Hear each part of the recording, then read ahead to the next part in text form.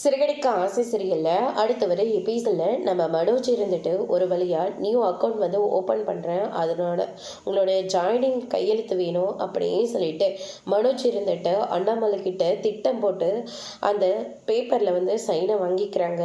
அதுக்கு அடுத்ததாக அண்ணாமலை மாதிரியே சைன் போடலாம் அப்படின்னு சொல்லிட்டு ஒவ்வொரு ப்ராக்டிஸும் பண்ணிக்கிட்டு இருக்காங்க. வெளியில் ஒரு பேப்பரை கசக்கி வேற தூக்கி போட்டுடுறாங்க.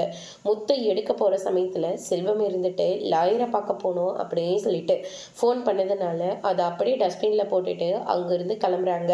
மீனா இருந்துட்டு முத்துக்கிட்ட போயிட்டு நீங்கள் போனால் அங்கே செல்வண்ண பக்கம் பேசினா தேவையில்லாமல் அருணுக்கு கோவம் வரும், அருணுக்கு ஏற்கனவே உங்கள் மேலே பயங்கர கோவம், இப்போ இந்த விஷயத்தில் சப்போர்ட் பண்ண ஆரம்பிச்சிங்கன்னா அது அருணுக்கு இன்னும் கோவத்தை தான் ஏற்படுத்தும். அது மட்டும் இல்லை, இதில் சீதாவோட வாழ்க்கை வேற அடங்கியிருக்கு.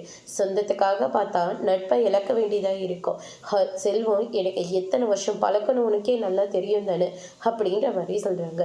எவ்வளோ நடந்தாலே சரி, நான் செல்வத்தை பக்கம் தான் நின்று அவருக்கான நியாயத்தை நான் வாங்கி கொடுத்தே தருவேன் அப்படியே சொல்லிட்டு முத்து வந்து சொல்கிறாங்க. இதை கேட்டு ஒன்று மீனாக இருந்துட்டு உடனடியாக சீதாவுக்கு ஃபோன் பண்ணி நடக்கிற எல்லா விஷயத்தையும் வந்து சொல்கிறாங்க.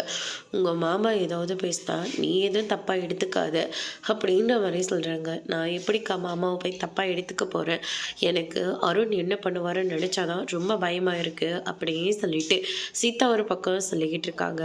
அதோடு இன்னைக்கான பிரம முடிச்சிருக்காங்க. இனி சிறகடிக்க ஆசையில் அடுத்தடுத்து என்னெல்லாம் நடக்க போகுது, அருண் கேஸை வாங்க போகிறாரா இல்லையன்றதை வெயிட் பண்ணி பார்க்கலாம். தேங்க்யூ.